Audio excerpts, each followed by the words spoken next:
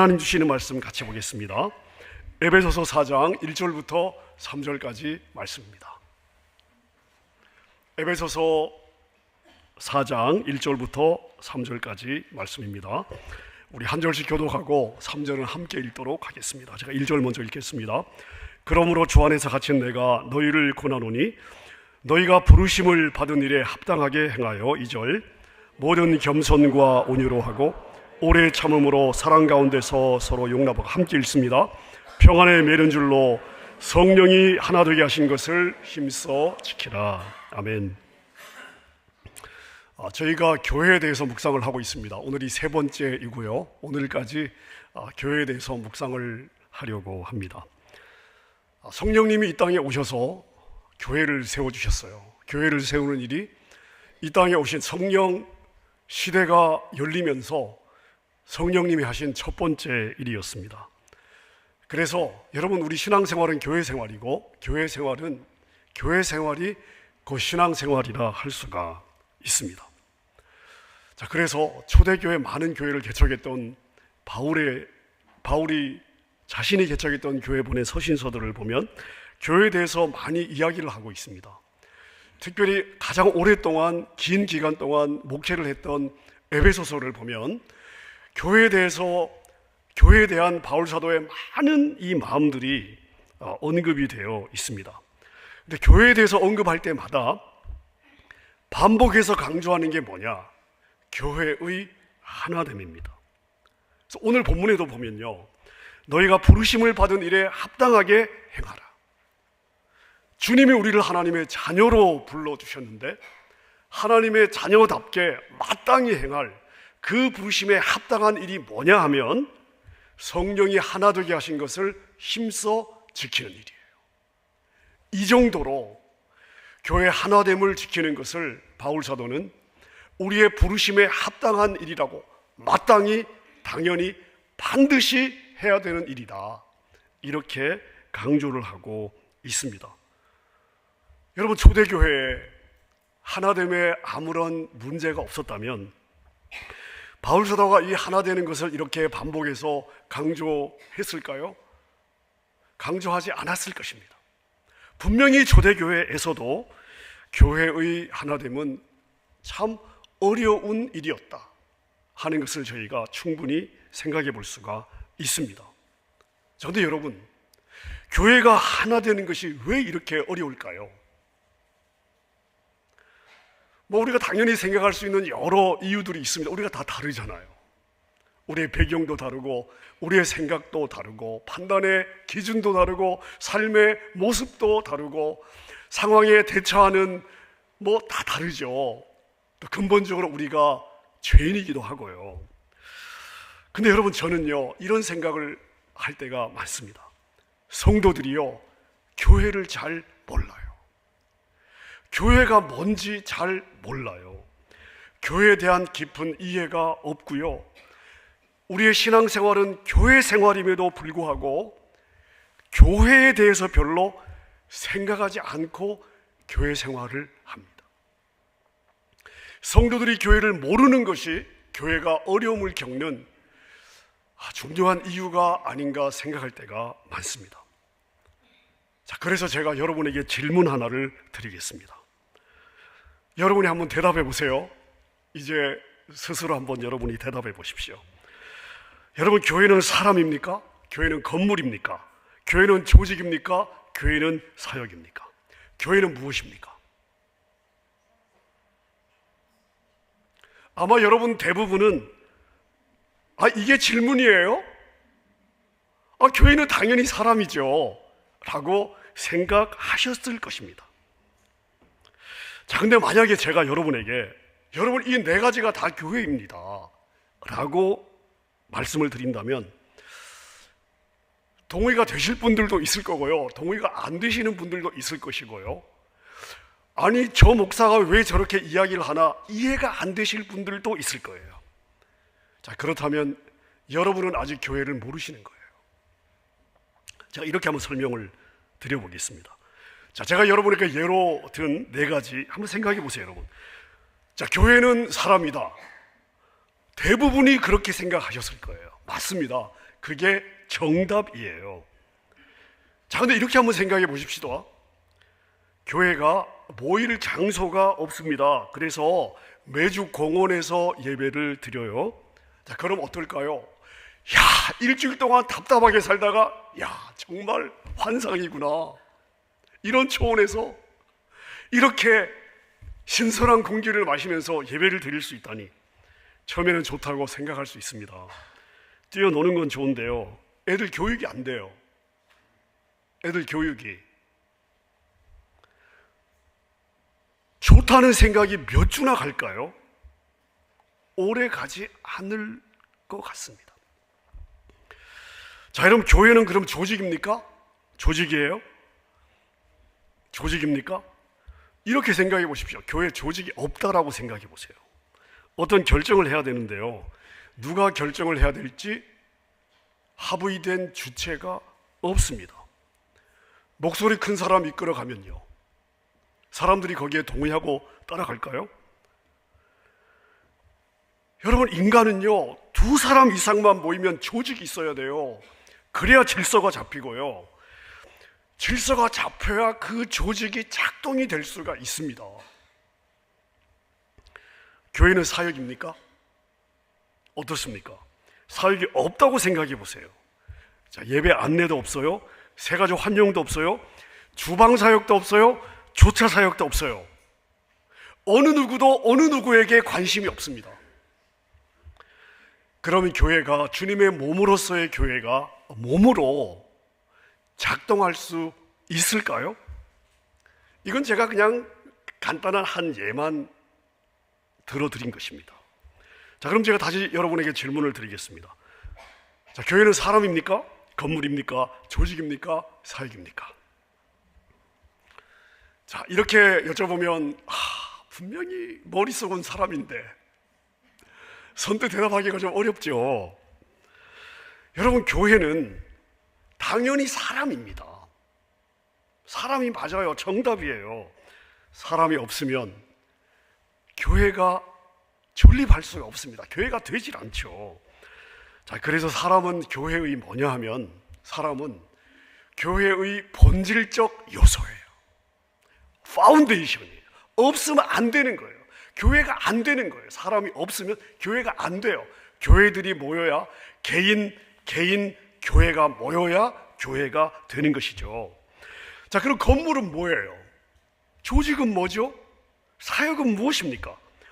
여러분, 사실 없어도 괜찮아요. 하지만 매우 중요한 요소입니다. 무엇을 위해 중요하냐 하면 본질을 위해서 매우 중요한 요소예요. 이런 것들을 우리가 뭐라고 부르냐, 이건 제가 이름 붙인 건데요, 비본질적인 요소입니다. 그러니까 본질적인 요소가 당연히 중요하고 핵심이죠. 파운데이션이죠. 자, 그런데 이 본질적 요소들을, 사람을, 교회를 교회되게 세워나가기 위해서, 교회를 교회되게, 교회로 부름받은 한 사람 한 사람을 하나님이 원하시는 그 모습의 교회로 세워나가기 위해서는요, 이 비본질적인 요소들이 반드시 있어야 되고, 그리고 잘 어우러져야 돼요. 자, 그래서 교회는 본질적인 요소와 비본질적인 요소가 함께 섞여 있습니다. 이걸 봐야 돼요. 자, 그럼 다른 각도에서 교회를 한번 생각해 볼까요? 우리는 다 하나님의 자녀로 부르심을 받았습니다마는 여전히 죄인입니다. 세상 속에서 살고 있고요, 세상의 영향을 받습니다. 자, 성도들의 신앙, 성도들의 인격을 우리가 한 1에서 10으로 한번 구분해 본다면 교회는 어떨까요? 10의 성도만 있을까요? 다 그 정도의 수준이 될까요? 이 지상의 교회는요, 레벨 1의 성도로부터 10의 성도가 함께 존재합니다. 레벨이 1이어도 예수 그리스도의 피값으로 하나님의 자녀가 된 성도죠. 자, 예수님 믿고 짧은 신앙 생활을 했음에도 불구하고 신앙이 깊고 말씀에 대한 이해도가 깊고 인격이 성숙한 성도가 있습니다. 하지만 30년, 40년, 50년 신앙생활을 했어도요, 말씀에 대한 이해도가 낮고 인격이 성숙하지 못한 성도도 있습니다. 말씀에 대한 이해는 있는데요, 말씀에 대한 이해가 깊어요. 근데 성질을 보면 좀 거시기해요. 그런 성도도 있습니다. 성품은 온유하고 참 사람이 신사입니다. 하지만 영적인 세계에는 아주 무지하신 분들도 있습니다. 자, 교회가 개척이 되고 10년이 되었다고 쳐요.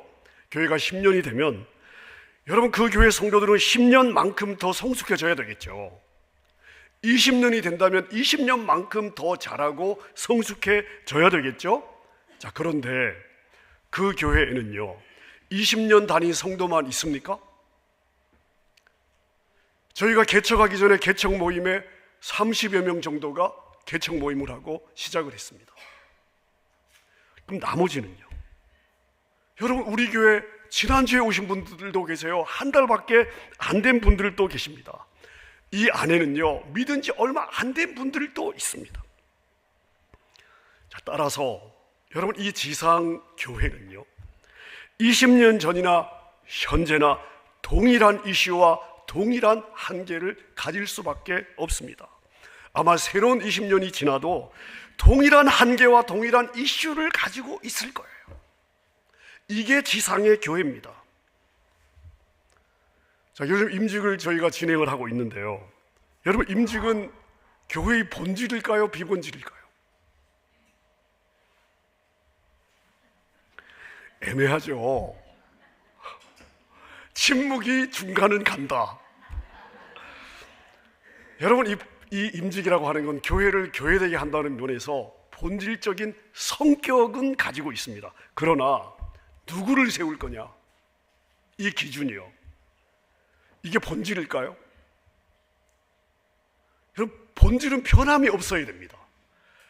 근데 이번 저희가 우리 개척하고 6번째 임직을 진행하고 있는데, 임직의 기준은 매번마다 바뀌었습니다. 예를 들어 볼까요? 지난번 임직, 지금 우리 권사님들 훈련받고 계시니까 제가 권사 임직을 한번 예로 들어 보겠습니다.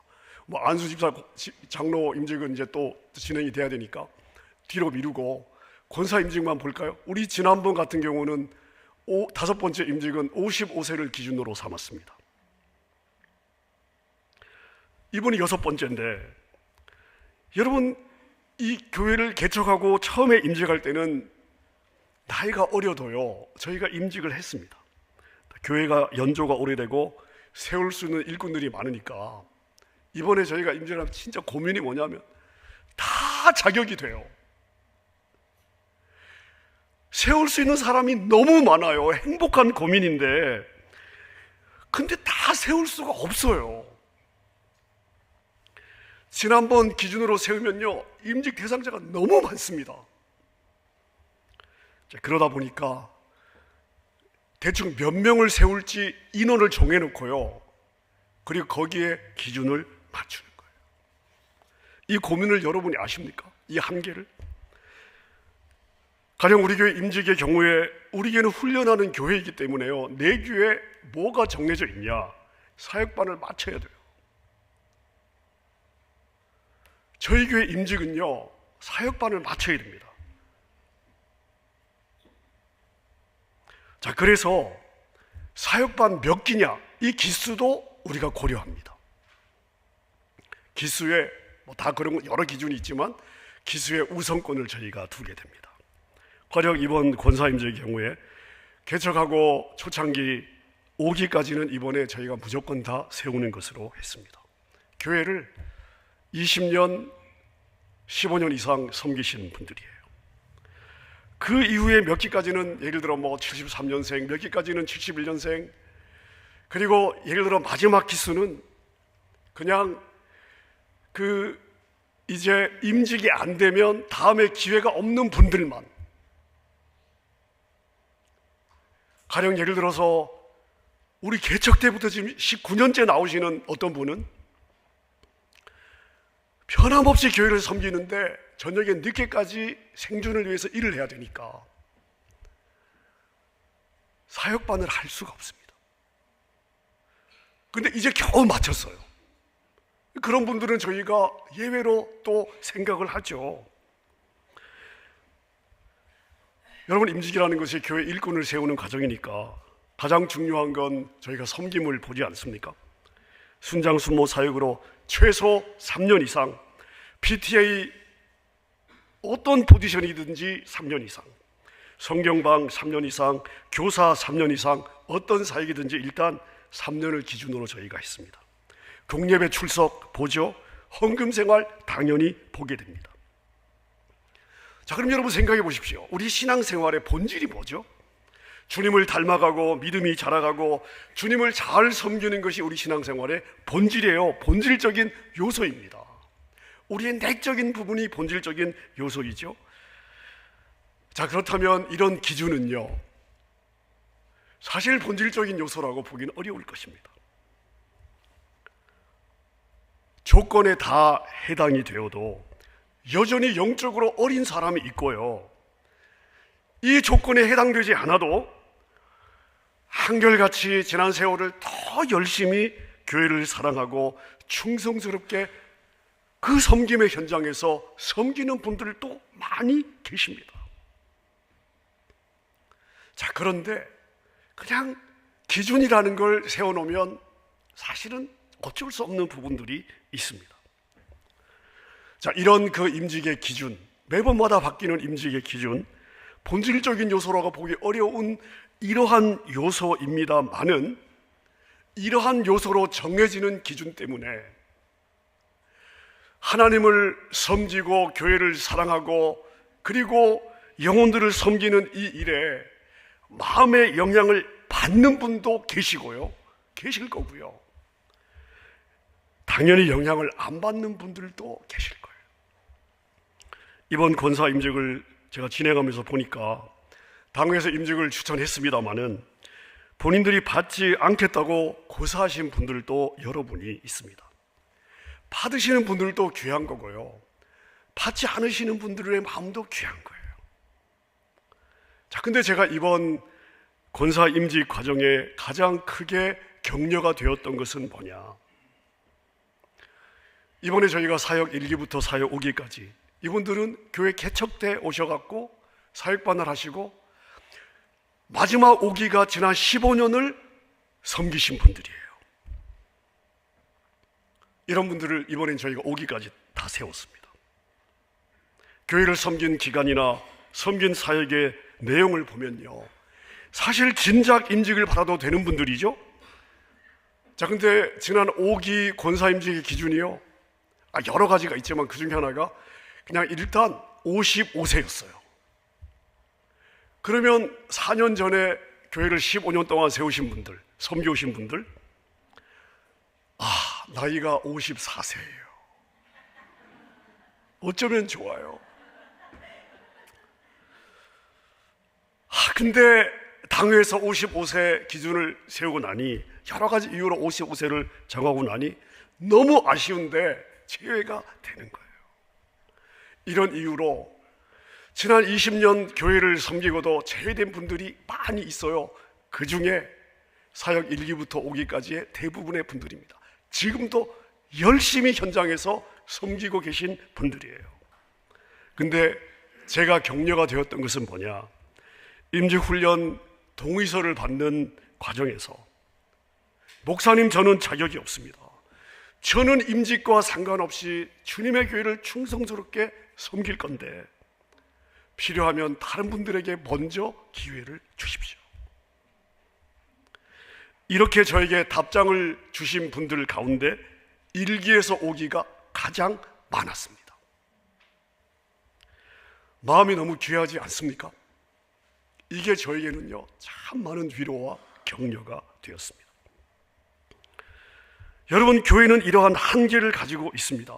교회는요, 이 지상교회는 절대 아이디얼하지 않아요. 이상적이지 않습니다. 본질적인 요소, 절대 우리가 놓치지 않아야 될 본질적인 요소도 있지만 우리가 고려해야 될 비본질적인 요소들도 있습니다. 제 목회 경험으로는요, 본질이 되려면요, 이 비본질적인 요소들을 반드시 잘 고려해야 돼요. 왜냐하면 인간은 죄인이기 때문에 그래요. 지상교회는 한계가 있기 때문에 그렇습니다. 어떤 분들을 보면 교회 아이디어란 모습만 주장하시는 분들이 있습니다. 말은 다 맞아요. 내용들은 다 맞는데요, 본인이 교회에 대해서 얼마나 모르는지만 나타내는 거예요. 인간을 모르는 거예요. 이 지상교회를 모르는 것입니다. 여러분, 우리가 이상적인 교회를 향해서 나아가야 됩니다. 그게 우리의 목표가 되어야 돼요. 그러나 교회 현실, 지상교회 한계, 죄인의 죄적 본성들을 고려하지 않으면, 이 비본질적인 요소들을 고려하지 않으면 교회는 절대 하나가 되어 이상적인 그 방향으로 전진이 되질 않아요. 그게 교회예요. 여러분, 교회에 대한 이러한 이해가 있어야 돼요. 우리 모두가 이 지상교회에 소속이 되어 있지 않습니까? 이 이해가 있어야 돼요. 지상교회의 한계에 대한 이해가 있어야 돼요. 왜 이 지상교회가 완전한 교회가 못 되느냐? 우리 그런 우스갯소리가 있어요. 왜 교회가 완전한 교회가 될 수 없어요? 그 교회 내가 있기 때문에 그런 거예요. 그런 우스갯소리가 있어요. 여러분, 그래서 교회는 하나 되기가 어려워요. 바울 사도는 에베소 4장에서 그래서 성령이 하나 되게 하신 것을 힘써 지키라고 명령합니다. 여기서 힘써라고 하는 것은 어영부영 대충의 의미가 아니고요, 온 힘을 다해 목숨을 걸고 이런 의미예요. 교회의 하나됨에 우리는 온 힘을 다해 목숨을 걸어야 돼요. 여러분, 깨진 그릇에 물이 담겨집니까? 안 담겨지죠. 여러분, 교회는 분열이 되잖아요. 그러면 더 이상 성령의 임재가 없어요. 성령의 기름 부으심은 분열된 교회에는 임재하지 않습니다. 이게 저의 경험이에요. 하나 될 때 성령이 임재하시고, 그리고 누군가는 원하는 최선은 못 간다 할지라도 차선을 함께 갈 수가 있는 거예요. 여러분, 그래서 바울 사도는 부르심에 합당하게 행하라고 말씀하면서 힘써 하나됨을 지켜라. 자, 근데 이 하나됨을 지키기 위해서 바울 사도가 제시하고 있는 세 가지가 있습니다. 2절 말씀인데요, 우리 2절 말씀 같이 한번 읽겠습니다. 시작. 모든 겸손과 온유로 하고 오래 참음으로 사랑 가운데서 서로 용납하라. 세 가지를 이야기하죠. 겸손인데 모든 겸손이라고 하는 것은 어떤 경우에도 겸손해야 된다는 거예요. 여러분, 요즘은 겸손이 중요한 덕목 아닙니까? 겸손 중요한 덕목이에요.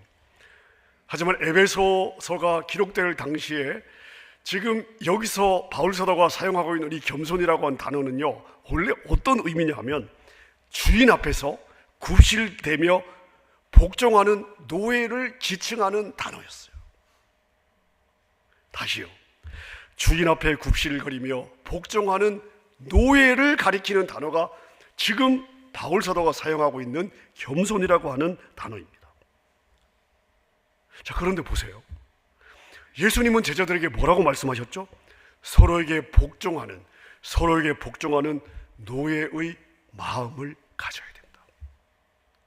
모든 걸 주장할 수 있는 예수님께서, 하나님이신 예수님께서 자기의 모든 권리를, 주장할 수 있는 모든 권리를 내려놓고 스스로 자기를 종으로 낮추시고 우리에게 뭐라고 부탁하셨어요? 너희가 이 마음을 가져야 된다. 여러분, 이게 겸손이에요.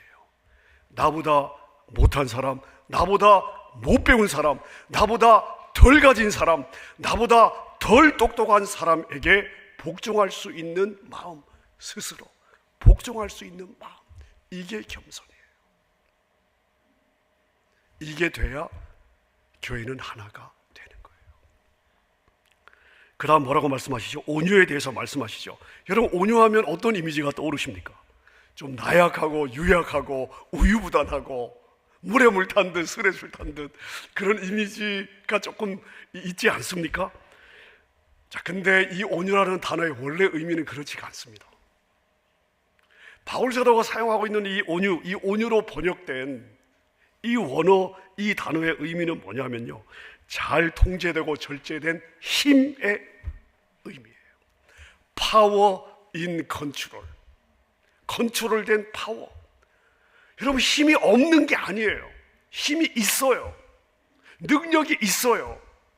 근데 잘 컨트롤되어 있어요. 이게 온유의 의미예요. 여러분의 이해를 돕기 위해 제가 예를 한번 들어보겠습니다. 여러분, 야생마가 있죠. 사나운 야생마가 있습니다. 야생마, 컨트롤이 안 돼요. 자, 그런데 이 야생마를 잘 훈련시켰더니 무엇이 되었느냐? 준마가 되었습니다. 아주 훌륭한 말이 된 거예요. 이게 온유예요. 훈련되었다고 이 말 안에 있는 자기 힘을 잃어버린 것이 아니지요. 여전히 야생의 힘을 가지고 있습니다. 하지만 훈련을 통해서 어떻게 만들어진 거예요? 필요할 때 필요한 곳에서 필요한 일에 힘을 쏟는, 그게 된 거예요. 이게 온유예요. 여러분, 그래서 지나치게 자기 주장이 강하다, 이건 강한 것이 아니라 미성숙이에요. 지나친 자기 주장 안에는 자기 자신에 대한 집착이 도사리고 있어요. 본인만 못 봐요. 여러분, 그래서 저를 비롯해서, 여러분, 제가 담임 목사로서 제일 두려운 게 이런 부분이에요. 혹시 내가 이런 데 빠지면 어떻게 하나? 교인들은 다 아는데 나만 몰라요. 제일 두려워요. 저를 비롯한 교회 모든 리더들에게 가장 요구되는 것이 뭐냐? 바로 온유입니다. 힘 있는 자리에서 온유해야 돼요. 여러분, 우리 그런 사람 있잖아요. 평소에 멀쩡한 것 같은데 완장만 차면 사람이 바뀌어요. 완장만 차면, 힘 있는 자리만 가면 사람이 이상해져요.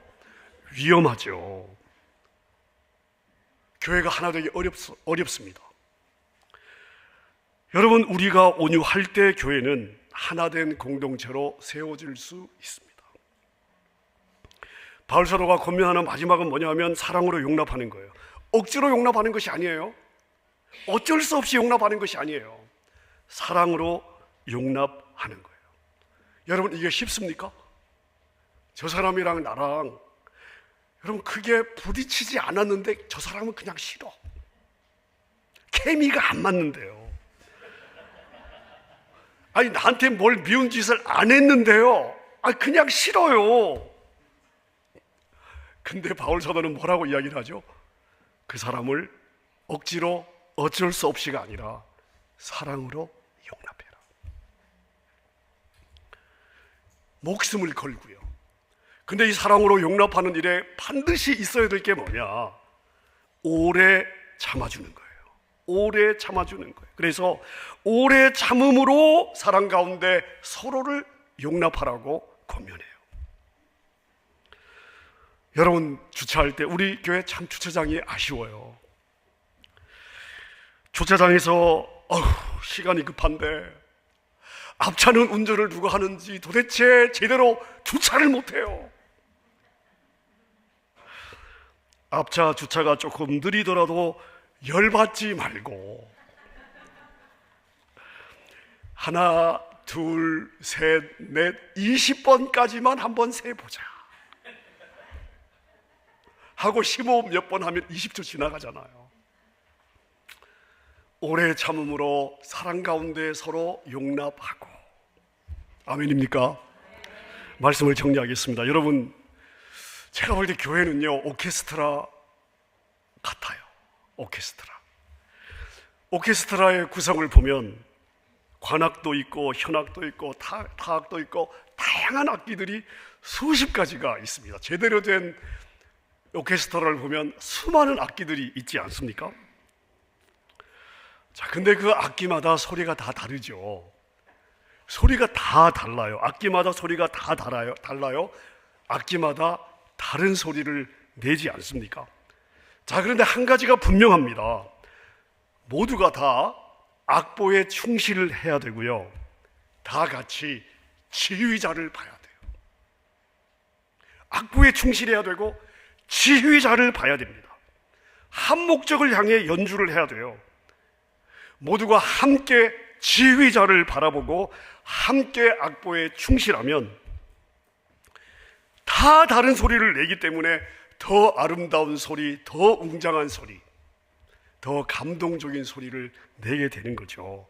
여러분, 이게 바로 오케스트라인데요, 교회도 마찬가지입니다.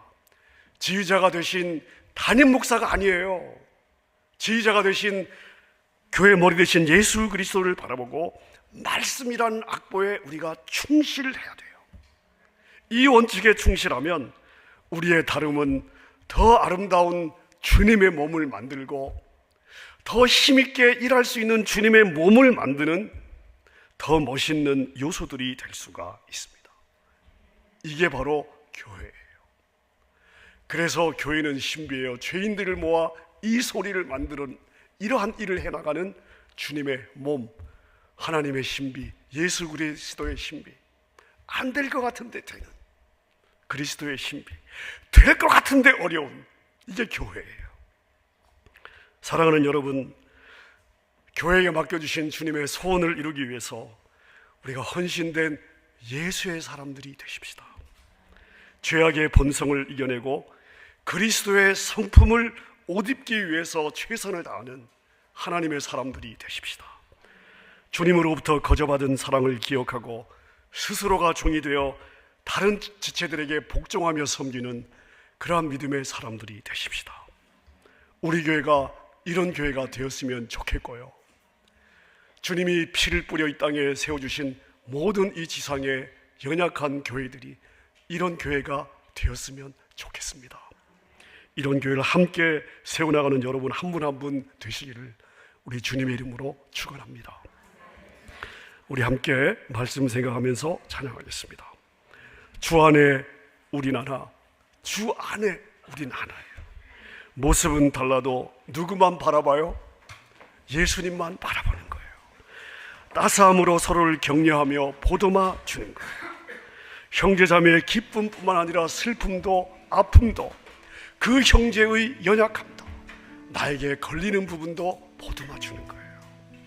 그리고 그 지체 안에 있는 예수 그리스도 때문에 그 형제를 사랑하고 함께 기뻐하는 거예요. 교회예요. 우리 믿음으로 함께 고백하겠습니다.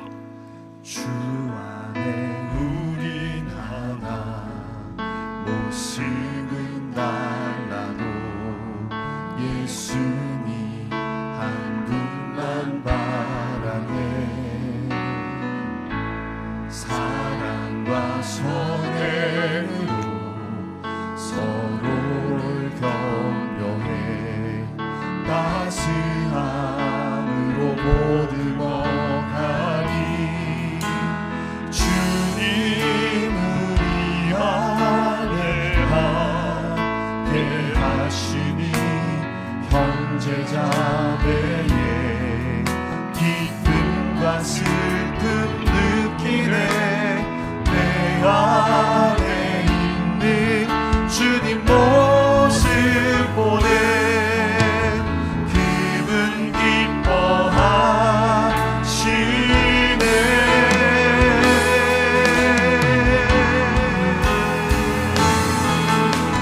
주님 우릴 통해 계획하시니 부족한 입술로 찬양하게 하시니